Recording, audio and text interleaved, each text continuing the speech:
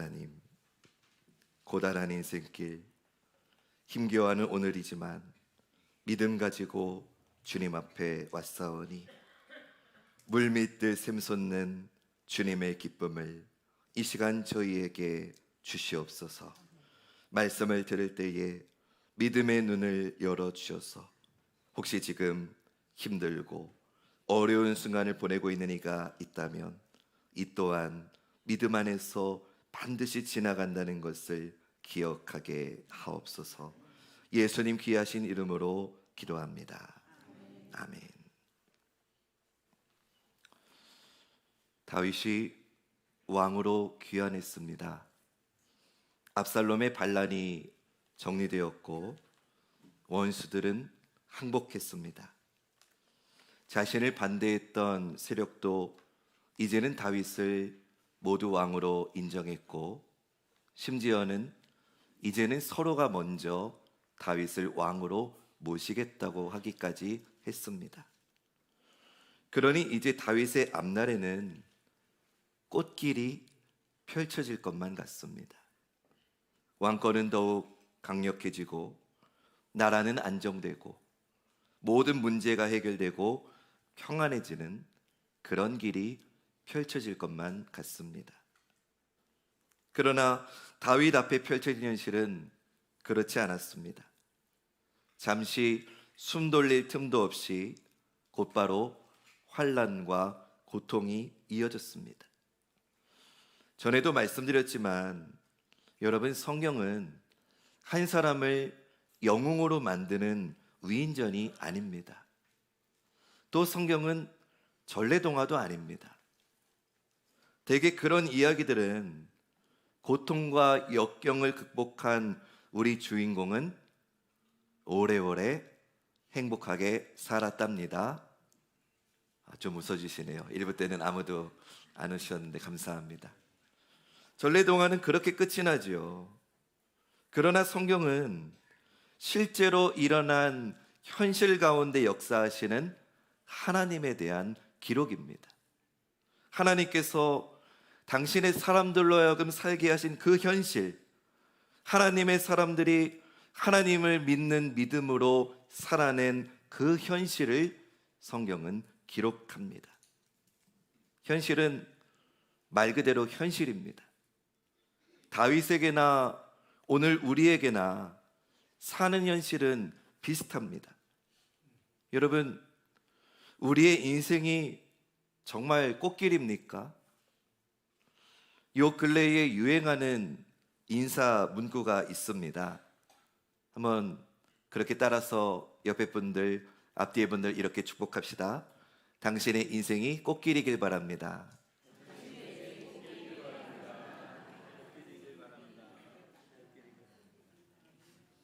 이런 인사 많이 들어보셨지요? 또 어떤 드라마에서는 저하고 아주 닮은 이동욱 배우가 왜 웃으시죠? 당신의 앞날은 꽃길이길, 이런 대사도 있었던 것 같아요. 여러분, 우리가 왜 이런 바람의 인사와 격려를 하는 겁니까? 우리의 현실은 그렇지 않기 때문 아닙니까? 우리의 인생은 꽃길만 있는 게 아니기 때문이겠죠. 수많은 고통과 어려움이 끊임없이 이어지는 게 우리 인생입니다. 오늘 본문을 보면 다윗이 왕으로 복귀하자마자 남유다와 북이스라엘 세력 사이에 갈등이 일어나는 걸 볼 수 있습니다. 사무엘하 19장 41절에서 43절 말씀 제가 읽겠습니다. 온 이스라엘 사람이, 여기서 온 이스라엘 사람은 북이스라엘을 가리킵니다. 온 이스라엘 사람이 왕께 나와 왕께 아뢰되 우리 형제 유다 사람들이 어찌 왕을 도둑하여 왕과 왕의 집안과 왕을 따르는 모든 사람을 인도하여 요단을 건너가게 하였나이까 하매 모든 유다 사람이, 여기서 유다 사람은 남유다 사람을 가리킵니다. 모든 유다 사람이 이스라엘 사람에게 대답하되 왕은 우리의 종친인 까닭이라 너희가 어찌 이 일에 대하여 분내느냐? 우리가 왕의 것을 조금이라도 얻어먹었느냐? 왕께서 우리에게 선물로 주신 것이 있느냐? 이스라엘 사람이 유다 사람에게 대답하여 이르되 우리는 왕에 대하여 열 몫을 가졌으니 다윗에게 대하여 너희보다 더욱 관계가 있거늘 너희가 어찌 우리를 멸시하여 우리 왕을 모셔오는 일에 먼저 우리와 의논하지 아니하였느냐 하나 유다 사람의 말이 이스라엘 사람의 말보다 더 강경하였더라. 지난주에 말씀드린 것처럼 다윗을 배척하던 북이스라엘이 또 다윗을 외면했던 남유다가 이제는 반대로 누가 다윗을 왕으로 세울 것이냐, 누가 다윗의 복귀를 주도할 것이냐, 이것을 놓고 또다시 싸움을 벌입니다. 왜 싸울까요? 그들에게 중요한 건 다윗이 왕이 되는 게 중요한 게 아닙니다. 정말 그들에게 중요한 건 왕이 된 다윗을 통해서 우리가 얻을 수 있는 유익이 무엇이냐, 그것이었기 때문에 이들이 지금 치열하게 싸우는 겁니다. 여러분, 이게 정치 아닙니까? 여러분, 정치하는 사람들은 윤석열 대통령이 대통령직을 계속 이어가느냐 중요하지 않습니다. 윤석열 대통령이 대통령직을 이어갈 때 우리가 얻을 수 있는 유익이 무엇이냐, 이게 정치하는 사람들입니다. 반대도 마찬가지입니다. 윤석열 대통령이 탄핵을 당했느냐, 그게 중요하지 않습니다. 탄핵을 당했을 때 우리가 얻는 유익이 무엇이냐, 그것을 따지는 게 정치하는 사람입니다. 뿐만 아니라 압살롬의 반역이 정리가 되자마자 또다시 베냐민 사람 세바라고 하는 자가 반란을 일으킵니다. 오늘 본문 1절 말씀, 우리 앞에 화면 보시면서 같이 읽겠습니다. 시작.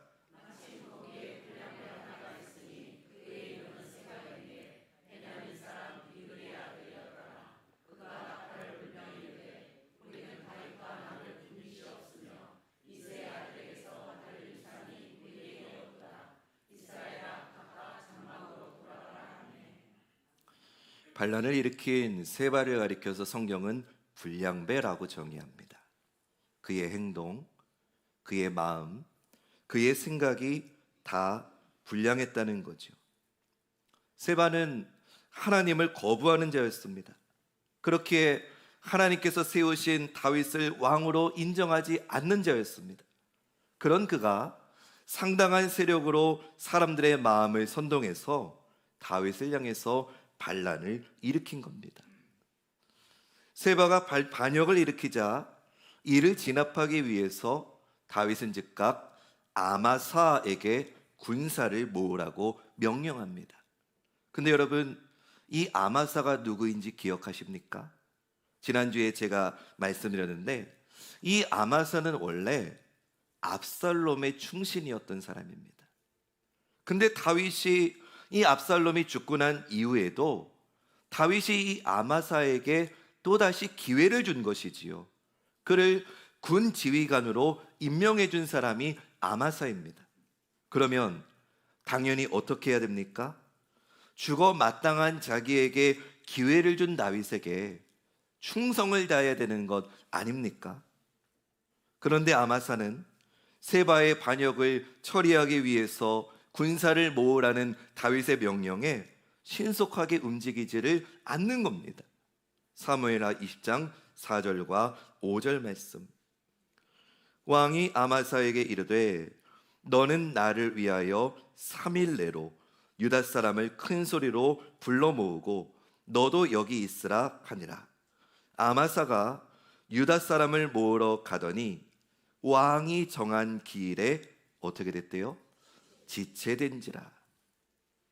아마사로는 일이 되질 않으니까 다윗이 이제는 요압의 동생인 아비새에게 명령을 내립니다. 근데 사실 이 일도 요압의 입장에서는 섭섭했을 겁니다. 왜냐?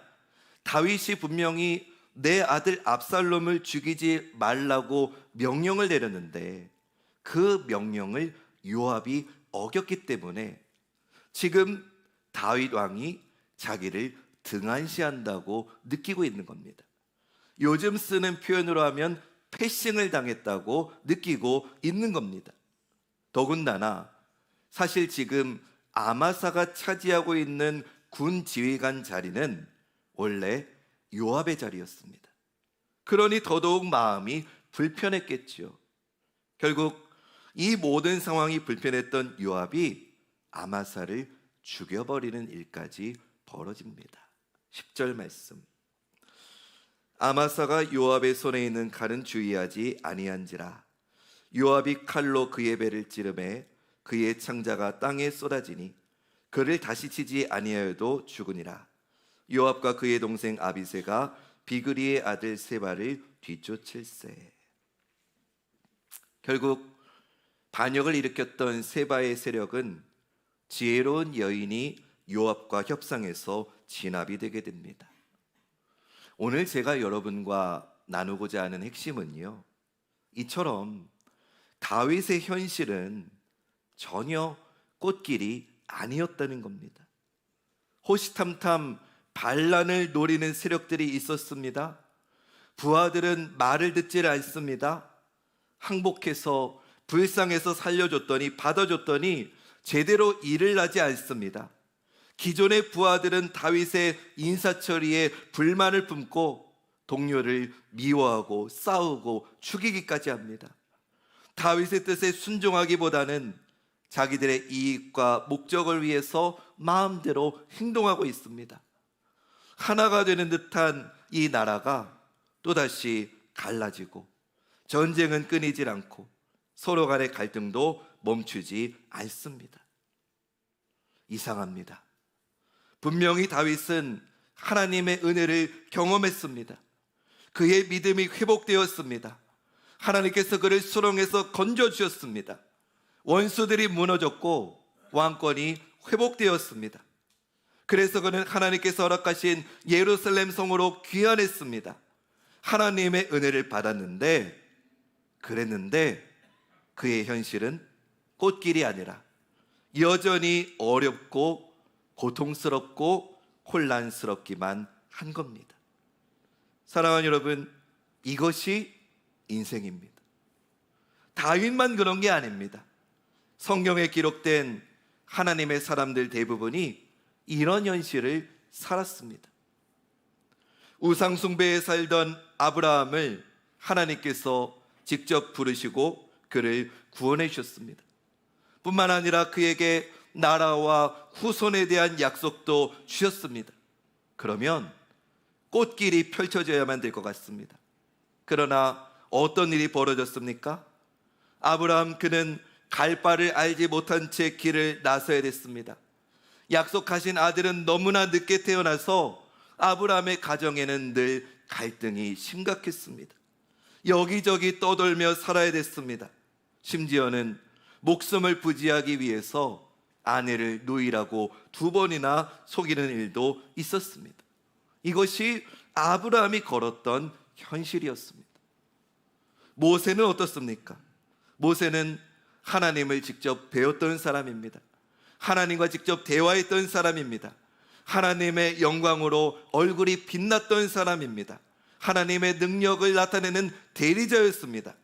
그러나 그의 현실은 고통의 연속이었습니다. 이스라엘 사람들은 수시로 범죄하고 대들고 심지어는 모세를 죽이려고까지 했습니다. 광야의 길을 걷고 또 걸어야 됐습니다. 전쟁이 끊이지 않았습니다. 고생해서 다다른 가나안 입구에서 하나님께서 모세야 너는 거기까지야 라고 말씀하시며 가나안 땅에 들어가지도 못하고 자기의 생을 마감해야 됐습니다. 이것이 모세가 걸었던 현실이었습니다. 예수님의 현실은 어땠을까요? 우리 주님이 살아가신 현실은 어땠습니까? 예수님께서 이 땅에 오셨습니다. 시므온 선지자가 평생을 간절히 기다리고 바라던 이스라엘의 위로가 임하신 겁니다. 그러나 현실에서는 로마가 여전히 이스라엘을 점령하고 있습니다. 부패한 종교 지도자들은 여전히 백성들을 고통에 빠뜨리고 있습니다. 그런 그들에게 하나님 나라의 복음을 전했지만 오히려 그들은 구주이신 예수님을 십자가에 못 박아 죽여버렸지요. 이것이 주님이 걸어가신 현실이었습니다. 그러면 여러분, 오늘 우리의 현실은 어떻습니까? 우리의 현실 역시 고통과 슬픔의 연속 아닙니까?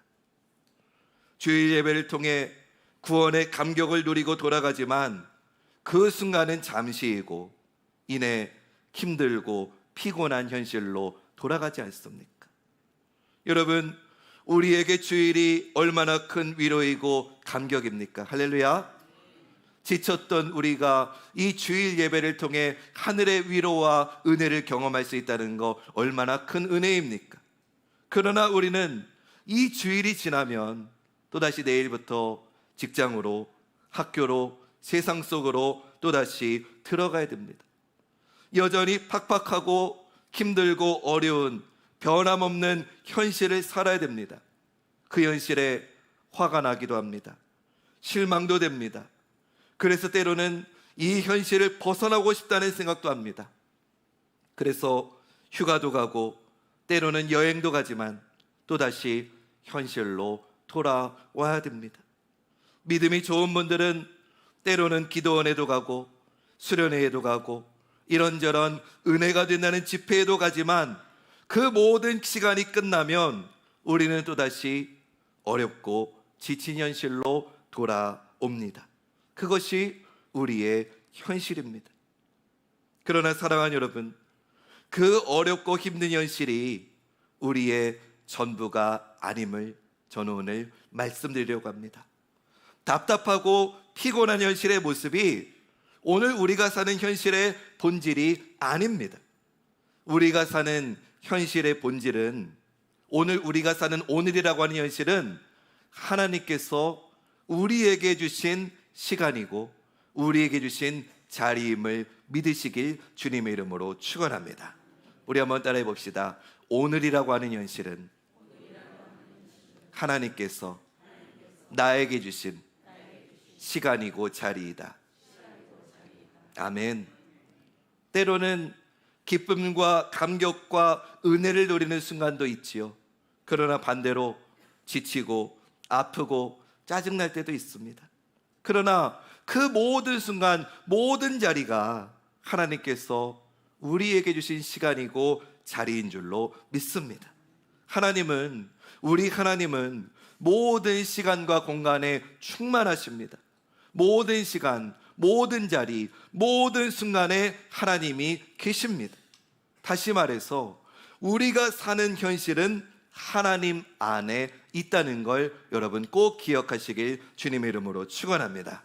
그래서 하나님께서는 우리가 그 현실을 살아갈 수 있는 능력을 주셨는데 그것이 바로 믿음입니다. 현실을 살아갈 수 있고 어렵고 힘들어도 그 현실을 뛰어넘는 능력을 주셨는데 그것이 바로 믿음입니다. 그래서 우리는 이 현실을 포기할 수가 없습니다. 힘들고 어렵고 짜증나고 지치고 그래서 때로는 다 그만두고 싶고 포기하고 싶고 도망가고 싶고 버리고 싶을 때도 있지만 하나님께서 오늘도 우리의 심령에 말씀해 주시고 오늘도 우리에게 성령을 통해서 믿음을 주시기에 우리는 또다시 믿음으로 오늘이라는 현실을 살아야 될 줄로 믿습니다. 우리에게 닥쳐오는 현실과 모든 고난은 믿음의 눈으로 바라볼 때 참된 의미를 찾을 수 있습니다. 여러분, 물론 고난은 참 힘듭니다. 어느 누구도 고난을 좋아하지 않습니다. 그러나 그 고난 역시 하나님께서 나를 믿으셔서 나에게 허락하신 시간이고 나에게 허락하신 자리이고 하나님의 뜻을 이루는 도구이고 지금 이 순간을 통해서도 나에게 말씀하시는 하나님의 음성이 있음을 분명히 믿을 때 고난의 현실 속에서 우리는 믿음의 능력을 경험하게 되는 것입니다. 하나님의 도우심을 경험하게 됩니다. 하나님의 사랑을 깨닫게 됩니다. 하나님과 동행하는 인생이 될 줄로 믿습니다. 그때 비로소 믿음이 고난을 이기게 하고 고난이 믿음을 견고하게 한다는 것, 믿음은 우리의 현실이 하나님의 손에 붙잡혀 있다는 것을 깨닫는 것임을 알게 하는 것입니다. 그래서 성도는 하나님의 손에 붙잡혀 있는 현실을 믿음으로 살아가는 자가 성도인 줄로 믿습니다. 그래서 여러분, 기독교에서 말하는 고난은요, 세상이 말하는 고난, 아니면 다른 종교가 말하는 고난과는 다릅니다. 다른 종교에서는요, 이 땅에서의 고난을 잘 극복하면 그 종교에서 말하는 구원을 받는다고도 합니다. 또 무속 신앙에서는 고난은 나쁜 거, 피해야 될 거라고 말합니다. 고난도 이기고 슬픔도 이기고 잘 참고 극복하면 복을 받는다고 세상 종교는 말합니다. 세상에서는 이것을 고진감래, 전화위복이라고도 합니다. 그러나 하나님의 말씀인 성경은 고난을 그렇게 말하지 않습니다. 우리에게 그렇게 가르쳐주지 않습니다. 고난 끝에 복이 온다고 말하지 않습니다. 구원받은 성도도, 예수님을 믿지 않는 불신자도 모두 고난을 당할 수 있습니다. 고난은 사람을 가리지 않습니다. 성도라고 해서 고난이 피해가는 게 아닙니다. 하지만 하나님의 복을 받은 사람은 고난 가운데서 믿음을 지키며 하나님과 함께 믿음의 능력으로 그 고난을 이겨내는 줄로 믿습니다. 심지어는 그 고난과 고통이 떠나가지 않는다 할지라도 고난 가운데서 오히려 하나님을 발견하고 하나님의 은혜를 깨닫고 감사하며 하나님이 주신 그 은혜가 너무 커서 나에게 있는 이 고난조차도 하나님을 찬양하는 찬송의 새 힘이 될 줄로 믿습니다. 고난이 온다고 해도 믿음으로 하나님의 은혜로 살아내는 것, 그것이 바로 믿음의 능력입니다. 오늘 예배드리는 여러분 모두에게 이런 믿음의 능력이 충만하시길 주님의 이름으로 축원합니다. 사랑하는 여러분, 우리 인생은 꽃길이 아닙니다.